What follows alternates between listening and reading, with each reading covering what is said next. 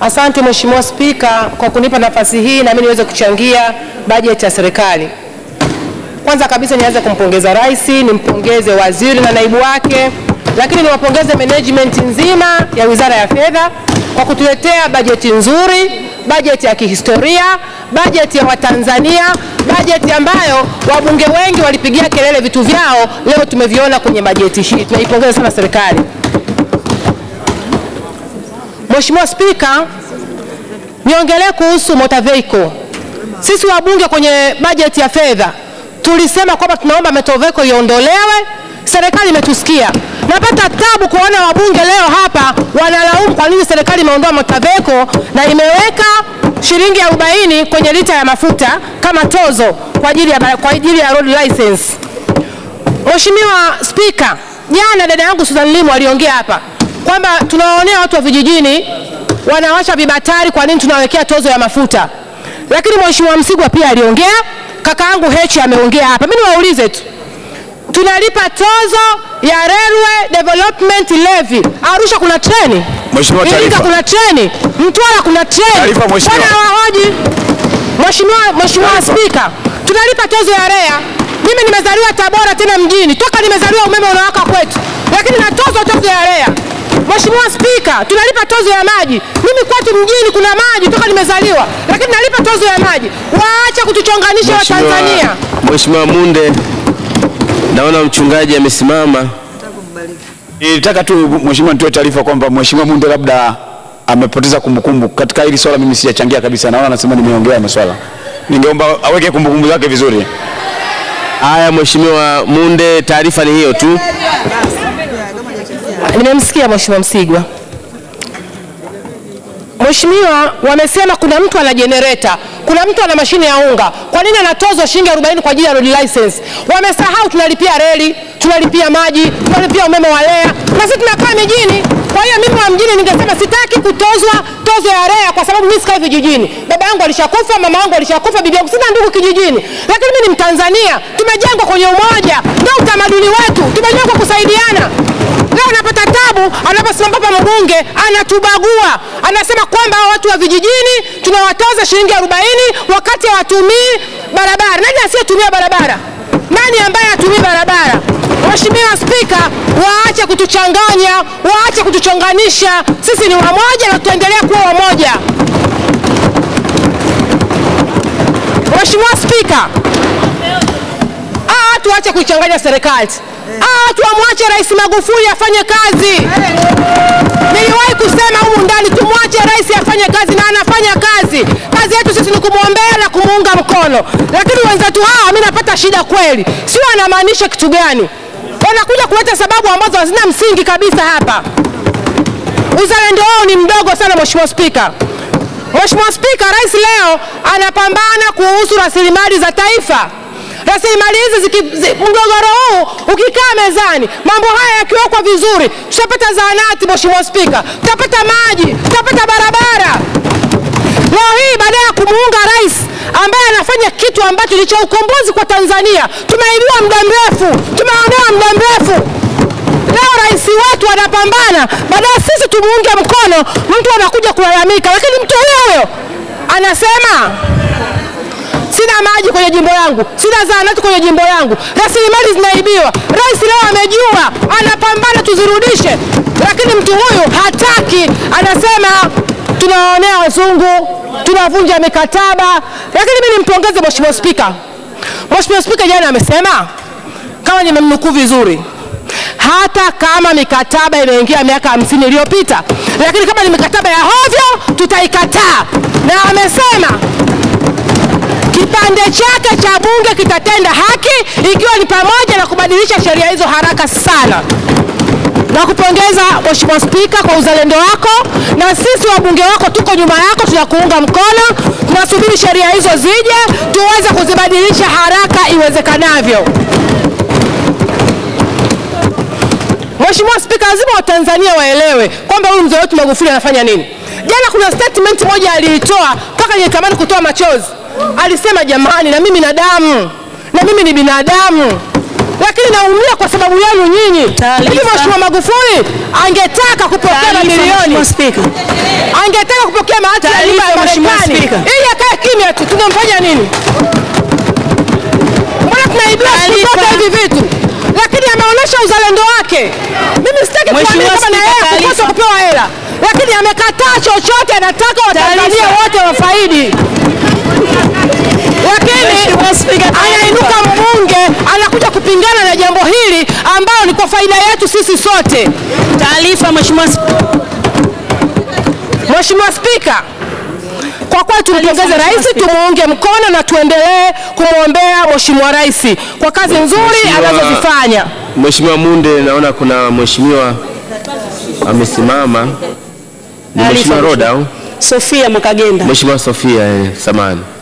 Mheshimiwa Spika, ninaomba nimpe taarifa mbunge mwenzangu wa viti maalum anayeongea sasa hivi. Mimi ni mbunge kwenye bunge hili kwa mara ya kwanza, kwa lugha nyepesi ni form 1. Ninaamini yeye alikuwepo kwenye bunge lililopita. Ninajaribu kumweleza na kumkumbusha kwamba na yeye ni mmoja wapo aliyepitisha mikataba hiyo. Nilikuwa nampa taarifa.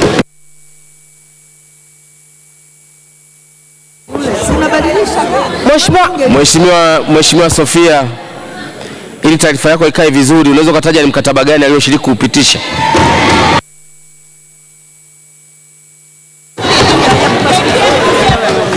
Mheshimiwa Spika, ninafahamu na wewe pia ni mwenyeji wa bunge hili, mikataba yote iliyokuwepo mlihusika nyote mliokuwa humu ndani. Mheshimiwa, tunapotezeana muda, jambo ambalo sio zuri. Mnafahamu kabisa kwamba Bunge la Jamhuri ya Muungano halipitishagi mikataba, isipokuwa mikataba ya kimataifa ambayo imeingiwa kati ya serikali na serikali. Sio mkataba wa Acacia na mtu mwingine hauingii bungeni. Kwa hiyo tusisingiziane. Endelea Munde. Mheshimiwa Naibu Spika, naomba nitunzie muda wangu. Mheshimiwa Spika, naomba nimwambie dada yangu Sofia, mabadiliko hayana wakati. Tunamshukuru Mwenyezi Mungu kutuletea rais jembe, rais mpambania wanyonge, rais mpambania masikini, rais ambaye hana tamaa yake binafsi na familia yake. Leo Rais Magufuli angekuwa na tamaa yake na familia yake, angekomba mahela yote akaenda kuweka Uswizi huko na yeye, na tungeendelea kuibiwa hapa na wananchi. Mheshimiwa Spika, mimi niwaambia hawa watu ambao hawajui madini. Siku ile Mheshimiwa Msukuma aliwaambia.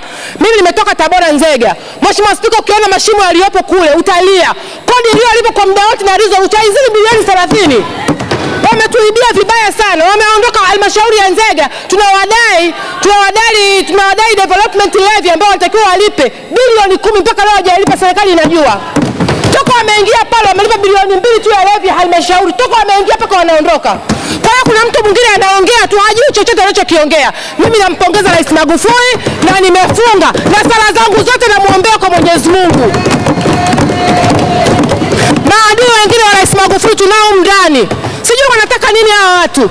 Mtu anapambana kwa sababu yetu na watoto wetu. Hivi vyama kuna kipindi tuweke itikadi pembeni, tuangalie taifa. Mheshimiwa Spika, Mheshimiwa Munde, na kuongezea dakika 10 nyingine za meza.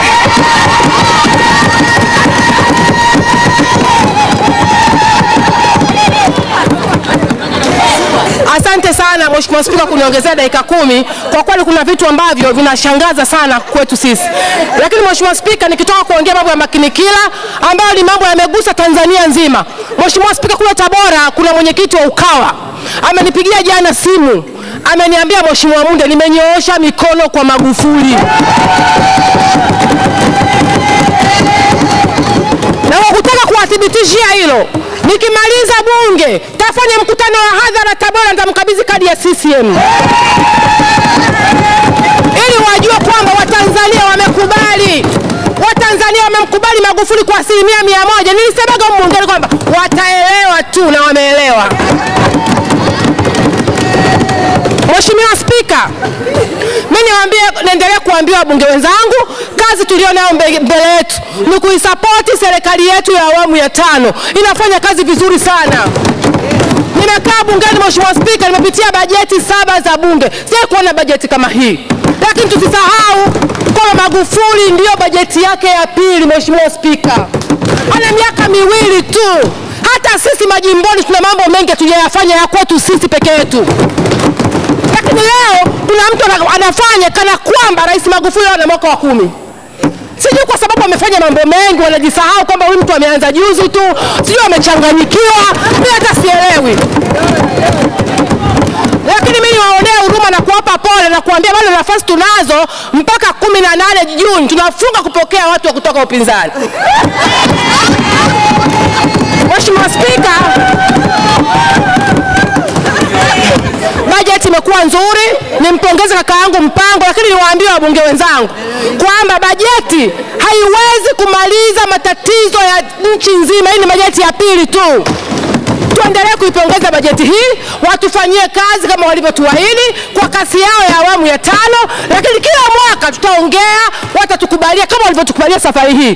Tumeongea Motoveko wamekubali, tumeongea sana kurasimisha wamachinga na mamalishe. Leo hii wamekuja kutuambia kwamba wanarasimisha sasa. Watajulikana sasa, wamachinga na mamalishe watakuwa wanajulikana na sekta rasmi.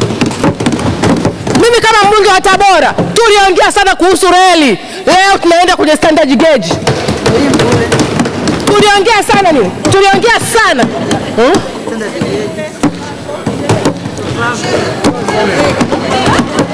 Mheshimiwa Spika, naomba niongelee sasa kuhusu swala zima la viwanda. Mheshimiwa Magufuli wakati anajinadi anaomba kura alisema anataka Tanzania ya viwanda. Bajeti hii imetuonesha mwelekeo mzuri wa Tanzania ya viwanda. Hivi jamani tunataka nini? Leo hii wamefuta capital goods. Wamefuta kabisa, mabakia 0. Wamefuta VAT kwenye vifaa vya uwekezaji. Wamepunguza kodi ya mboga na matunda. Wameondoa kodi kwa mtu atakayeenda kuuza mjini tani moja ya mazao. Na ndio wengi mama zetu hawa. Ndio wengi baba zetu hawa. Anajilimia kazi yake 10 kaenda kuuza mjini kila siku kidogo kidogo. Walikuwa wanapambana na watu wa kuwadai kodi. Sasa hivi hakuna. Jamani, rais afanye nini? Serikali ifanye nini? Hii ni bajeti yao ya pili tu. Wamejitahidi sana jamani. Asante sana Mheshimiwa Munde, asante sana. Tunakushukuru sana Mheshimiwa. Asante sana. Naunga mkono hoja kwa 100%. Asante sana. Asante sana. Asante sana Mheshimiwa kwa uchambuzi wako mzuri. Kazi yangu ni kukuhabarisha. Jiunge na ripota wako Millard Ayo na upate habari zote. Install app ya Millard Ayo inayopatikana kwenye Android na iOS kwa jina hilo hilo la Millard Ayo. Utapata notification kila mpya inapoingia, kuanzia za mastaa, siasa, michezo na mengine ya dunia.